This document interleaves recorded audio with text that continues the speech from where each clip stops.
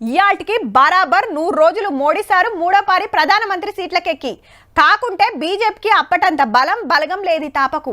ఇటు దిక్కు చంద్రబాబు సారు, అటు దిక్కు నితీష్ కుమార్ సార్ నిలబడి పొత్తుల సర్కార్ను నడిపిస్తాండ్రు. మళ్ళా పార్లమెంట్లా ప్రతిపక్షాల బలం పెరిగే గిసొంటియాల ఏది చేసినా ఒకటికి 4 మాటల ఆలోచన చేయాల్సిందే.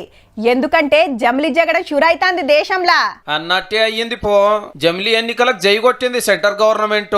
రాజ్నాథ్ కోవింద్ కమిటీ ఇచ్చిన రిపోర్టును కేబినెట్ ఓకే చేసింది. మళ్ళా చెప్పున్నే పార్లమెంట్ లా 1 నేషన్ 1 ఎలక్షన్ బిల్లు పెట్టి చట్టం చేస్తారట సర్కారోళ్ళు.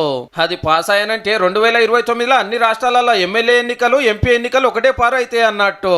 इसी सरकार के कार्यकाल में 1 नेशन 1 इलेक्शन हम लागू करेंगे. ఇప్పుడు తాపకో రాష్ట్రంలో అసెంబ్లీ ఓట్లు పెట్టుడుతోటి మస్తు ఖర్చు అవుతుందట. మళ్ళీ ఆఫీసర్లకు పని అవుతుంది, పోలీసులకు తిప్పలు అవుతుంది, ఎలక్షన్ కోడ్ చేయబట్టే డెవలప్మెంట్ పనులు ఆగిపోతున్నాయి అనేది సెంటర్ వల్ల మాట. జమిలీ ఎన్నికలకు మేము ఒప్పుకునే ముచ్చటే లేదంటుంది ఇండియా గ్రూప్. ఎందుకంటే రూల్స్ ప్రకారం ఏ రాష్ట్రానికైనా 5 ఏళ్లకు పారు ఓట్లు పెట్టాలి. కర్ణాటకలో ఏడాది కిందటనే ఎలక్షన్లు అయితే మన కాడ 9 నెలలు, ఆంధ్రాలో 3 నెలలే. ఇక కాశ్మీర్ లో ఇయ్యాలనే జరిగే. దేశం అంతటా ఇదే కథ. ఎప్పుడు చూసినా కొన్నిటికి 3 ఏళ్ళు, కొన్నిటికి 2 ఏళ్ళు, కొన్నిటికి 4 ఏళ్ల టైం ఉంటది. 5 ఏళ్ళు కాకముందే ఓట్లంటే రూల్స్ ఒప్పుకోవు, రాజ్యాంగం మార్చాలి. పబ్లిక్ తిప్పలు దీర్సుడు ఇడిచిపెట్టి గిది ముంగటేసుకున్నారేందని ప్రతిపక్షాలు గరమైతున్నాయి. కాబట్టి జమిలీ మీద జగడం సురువైనట్టే.